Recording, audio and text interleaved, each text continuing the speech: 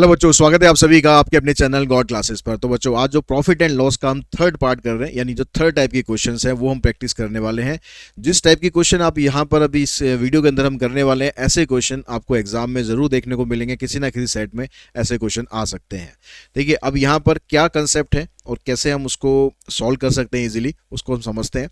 तो यहाँ पर हम इस टाइप के क्वेश्चन करने वाले हैं जिसमें कहता है कि CP of an item is rupees M and SP of M item is rupees N.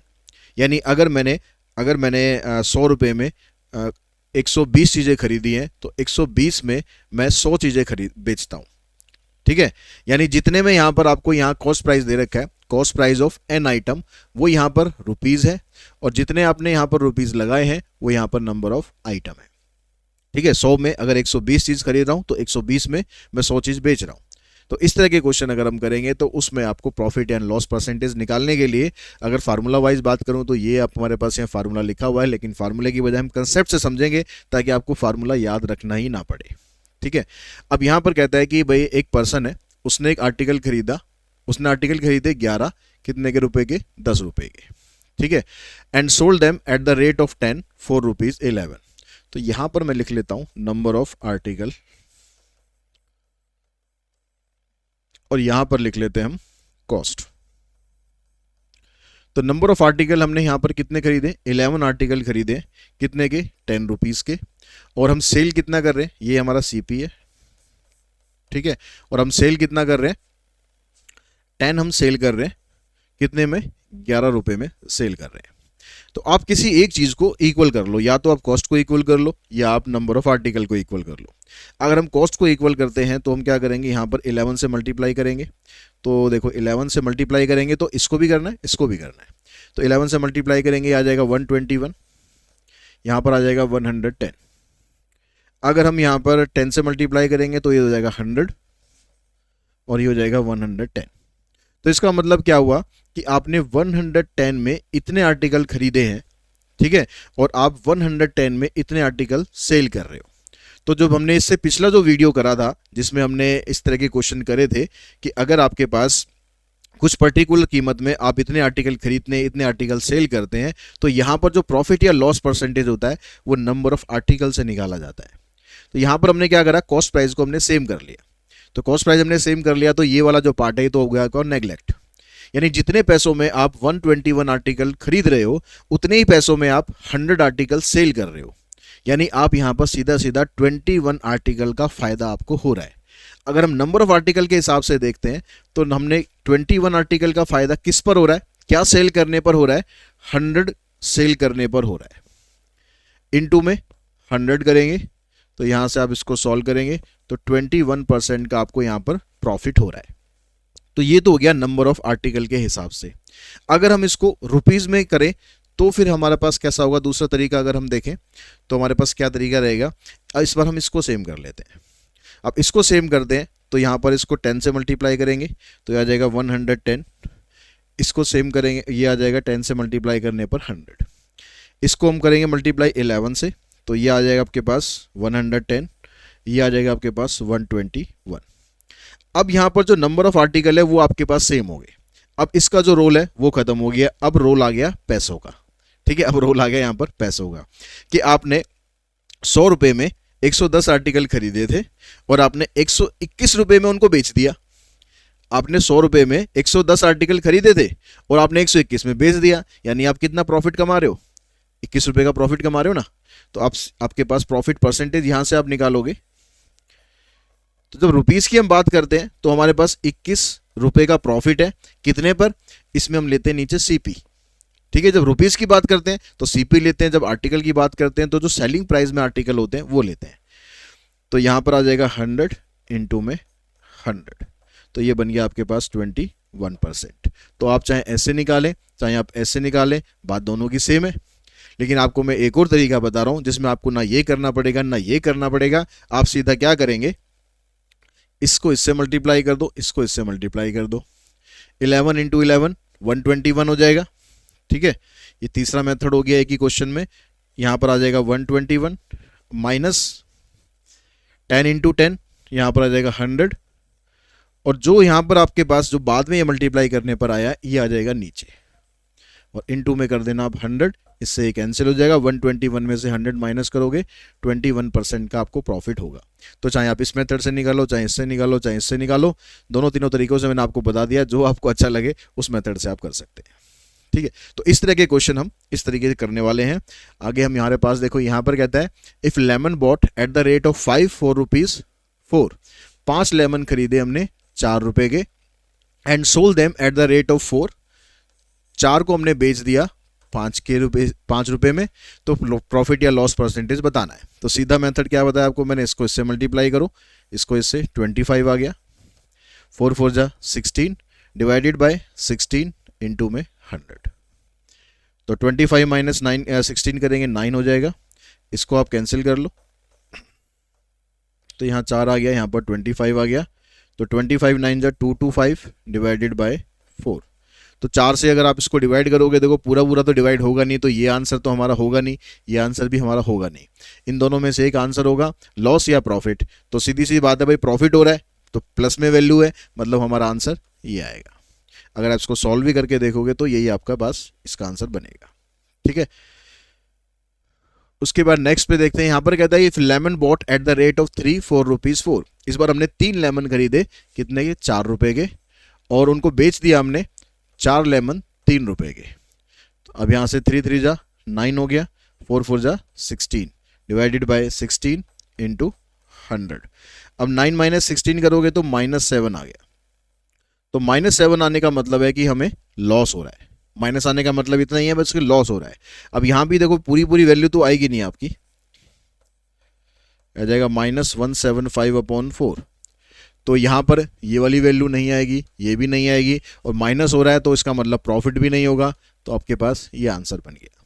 अगर आप इसको सॉल्व भी कर देते हैं, देखो 4 4 जा 16, 1 बचेगा, फिर 4 3 जा 12, फिर 3 बचेगा, तो आपके पास 43 एंड 3/4 ये आ गया। माइनस का मतलब होता है कि वो लॉस हो रहा है वहां पर। ठीक है, उसके बाद आते हैं हम नेक्स्ट पे, ये CUT 2022 का ही क्वेश्चन है कि एक shopkeeper bought candy at 10 for a rupees. ठीक है, आपने 1 रुपए की 10 कैंडी खरीद ली, 10 कैंडी खरीदी आपने 1 रुपए की, तो how many for a rupee must he sell to gain 25%। तो वो कितना सेल करे, 1 रुपए में ही वो कितना सेल करे कि उसको 25% का प्रॉफिट हो जाए। तो यहां पर जो कॉस्ट है वो तो सेम है, ठीक है, कॉस्ट है वो तो सेम है। अब तो यहां पर आपके पास सिर्फ ये फैक्टर जो है ये मैटर करेगा कि आपने 1 रुपए में 10 आर्टिकल खरीदे, तो आप 1 रुपए में कितने आर्टिकल बेचोगे कि आपके पास जो प्रॉफिट है वो 25% आ जाए। तो इसका मतलब है कि मेरे पास जो नंबर ऑफ आर्टिकल है वो कम होनी चाहिए, है ना, नंबर ऑफ आर्टिकल कम होने चाहिए, तभी तो मैं प्रॉफिट कमा पाऊंगा। क्योंकि 1 रुपए में अगर मैं 10 खरीद रहा हूं, तो 1 रुपए में अगर मैं 12 बेचूंगा, 13 बेचूंगा, तो नुकसान होगा भाई।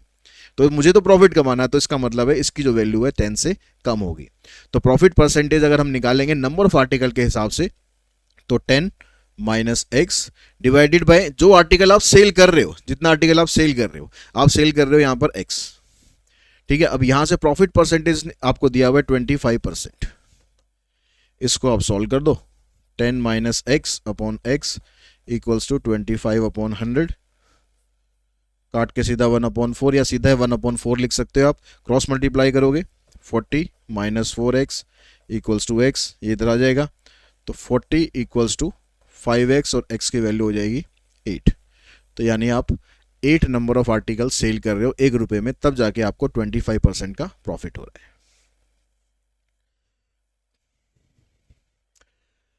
अब नेक्स्ट यहां पर है, अब अभी तक क्वेश्चन में क्या आ रहा था भाई, जितने आप खरीद रहे हो उतने बेच रहे हो, और उसी पैसों में फिर आप उल्टा कर रहे हो, मतलब रिवर्स हो रहे हो। अगर 4 रुपए में 3 खरीदे तो 3 रुपए में 4 बेच रहे हो, ऐसे हो रहा था।